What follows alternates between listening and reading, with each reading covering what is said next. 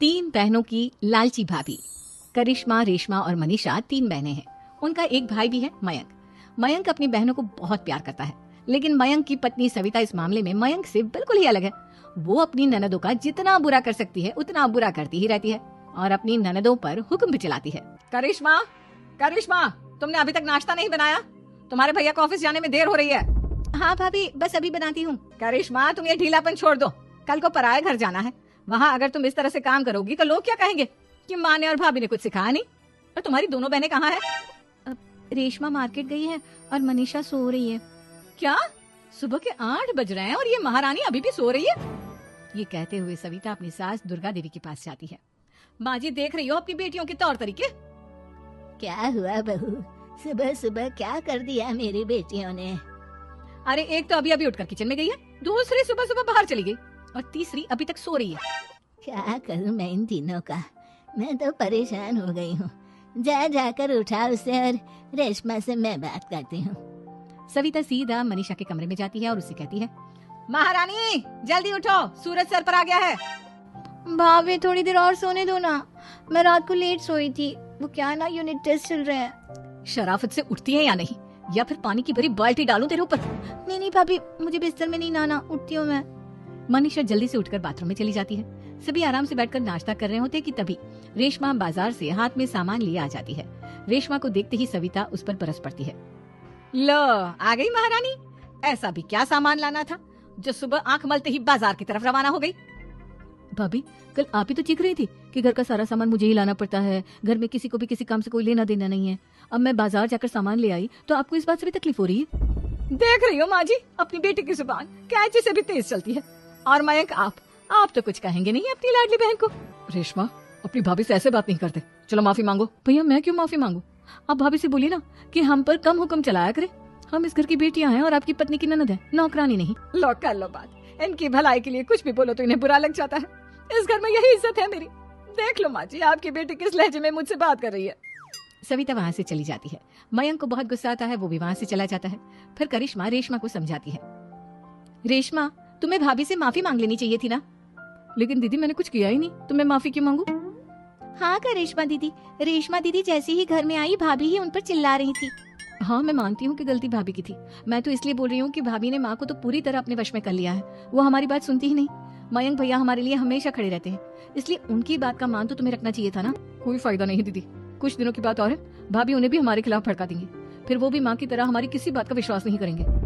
इसी तरह सविता अपनी तीनों ननदों को किसी न किसी बात पर परेशान करती रहती थी। एक दिन मयंक अपनी तीनों बहनों के लिए गिफ्ट लाया। करिश्मा, ये तुम्हारे लिए हार का सेट। रेशमा, तुम्हारे लिए सुंदर सी ड्रेस। और मनीषा, तुम्हें किताबें पसंद है ना, तुम्हारे लिए किताबें लाया हूँ। थैंक यू भैया। थैंक यू भैया। थैंक यू भैया। करिश्मा, तुम्हारा नेकलेस कितना सुंदर है, ये भैया कहाँ से ले आए होंगे? मैंने भैया को 3 दिन पहले फोन पर ये डिजाइन दिखाया था और आज भैया ये ले आए। सविता तो अपनी ननदों के गिफ्ट्स देखकर जल गई और करिश्मा का नेकलेस तो उसे भी बहुत पसंद आया था। अपनी बहनों के लिए कितना अच्छा नेकलेस लेकर आए हैं, मुझे कभी कोई गिफ्ट नहीं दिया। मैं आज ही ये हार चुरा लूंगी। रात में सविता करिश्मा का हार चुरा लेती है और इसी तरह उसे अपनी ननदों की जो भी चीज अच्छी लगती वो उसे मांगती नहीं, बल्कि रात के अंधेरे में चुरा लेती। इसी तरह दिन बीतते गए और सविता ने मयंक के दिल में भी उसकी बहनों के लिए नफरत पैदा कर दी। एक दिन मयंक ने करिश्मा और रेशमा के लिए रिश्ता देखा और ये बात उसने घर में सबको बताई। माँ, करिश्मा और रेशमा के लिए बहुत अच्छा रिश्ता आया है, वो लोग कल इन्हें देखने आ रहे हैं। आप और सविता मिलकर सारी तैयारी कर लेना। ये सुनकर करिश्मा और रेशमा खुश हो जाती हैं, लेकिन सविता सोचती है, अगर इन दोनों बहनों की शादी हो गई तो घर और बाहर का काम कौन करेगा? मनीषा तो 1 नंबर की कामचोर है, उससे तो किसी बात की उम्मीद लगाना ही बेकार है। मुझे इस शादी को रोकना होगा। अगले दिन सभी लड़के वालों के स्वागत की तैयारी करने में लगे होते हैं। तभी मयंक अपनी बहनों से आकर कहता है, तैयार हो गई तुम दोनों? देखो, दोनों लड़के बहुत अच्छे हैं, मैं कोई कसर नहीं छोड़ना चाहता, इसलिए तुम उनके सामने अच्छे से बिहेव करना और अपनी भाभी से लड़ने मत लग जाना। करिश्मा, तुम वो नेकलेस पहन लो ना जो मैं तुम्हारे लिए लाया था। भैया, मैं बहुत देर से वो नेकलेस ढूंढ रही हूँ, लेकिन मुझे मिल ही नहीं रहा। क्या? तुमने नेकलेस खो दिया? तुम्हें पता भी है वो कितना महंगा था? तुम कोई काम ढंग से नहीं कर सकती। मयंक गुस्से में वहाँ से चला जाता है। थोड़ी देर बाद लड़के वाले भी आ जाते हैं। वो दोनों बहनों को पसंद कर लेते हैं और रिश्ता पक्का हो जाता है। लेकिन सविता के दिमाग में तो कुछ और ही खिचड़ी पक रही थी। वो पंडित जी के पास करिश्मा की कुंडली लेकर जाती है और उन्हें पैसे देकर करिश्मा की कुंडली बदलवा देती है। जब लड़के वालों के पास करिश्मा की कुंडली जाती है तो वो दुर्गा को फोन करते हैं।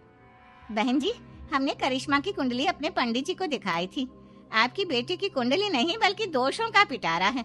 देखिए, मैं और मेरे पति इन सब बातों में बहुत विश्वास करते हैं, इसलिए हम आपकी बेटी से अपने बेटे की शादी नहीं करा सकते। इस तरह करिश्मा का रिश्ता टूट जाता है और सभी घर वालों को बहुत दुख होता है। अब कविता सोचती है, चलो करिश्मा का तो रिश्ता टूट गया, अब रेशमा का भी रिश्ता तोड़ना है। क्या करूं? अब सविता आवाज बदलकर किसी अननोन नंबर से रेशमा के होने वाले ससुराल में फोन करती है। हेलो, मैं कौन हूँ कौन नहीं ये आपके लिए जानना जरूरी नहीं, बस इतना सुन लो कि रेशमा का 2 साल से किसी के साथ अफेयर चल रहा है। बस रेशमा का रिश्ता तोड़वाने के लिए सविता का इतना कहना काफी था। अब रेशमा का भी रिश्ता टूट गया। मयंक और दुर्गा देवी ने रेशमा को खूब खरी खोटी सुनाई और उससे बार बार उस लड़के के बारे में पूछने लगी। आप दोनों मुझे क्यों परेशान कर रहे हो? अरे कोई लड़का होगा मेरी लाइफ में तो मैं बताऊंगी ना, जब कोई है ही नहीं तो कहाँ से लाऊं मैं कोई लड़का? तो तेरे होने वाले ससुराल वालों को फोन किसने किया था? माँ मैं नहीं जानती किसने फोन किया था, मैं सच कह रही हूँ। मैं तो पहले ही कह रही थी इसकी लगाम खींच कर रखो, लेकिन मेरी सुनता ही कौन है? आप चुप रहिए भाभी, ये सब आपका ही किया धरा है।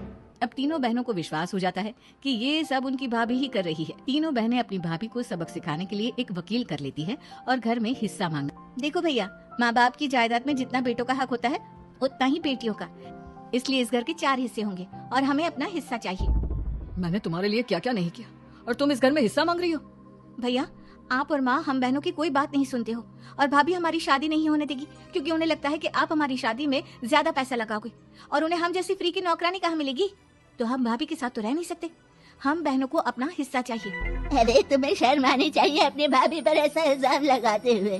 वो तुम्हारे बारे में कितना सोचती है। हाँ माँ, भाभी हमारे बारे में बहुत सोचती है, दिन रात बस यही सोचती रहती है कि किस तरह से अपनी तीनों ननदों को परेशान करूं और कभी मुझे पढ़ने भी नहीं देती। दोनों बहनों का रिश्ता भी तो इन्होंने ही तोड़वाया है और रात में हमारे कमरे में आकर हमारी चीजें भी चुराती हैं। इसी तरह सविता की तीनों ननदें अपनी बात पर अड़ी रही। अब कोर्ट में तारीख भी शुरू हो गई। जब सविता को लगा कि उसकी तीनों ननद इतनी आसानी से नहीं मानने वाली, तो उसने अपने पति और सास को सारी सच्चाई बता दी और अपनी तीनों ननद से माफी मांगी। मयंक और दुर्गा को भी अपनी गलती का एहसास हो गया। अब सविता खुद करिश्मा और रेशमा के लिए अच्छा रिश्ता ढूंढती है और उनकी शादी करवाती है।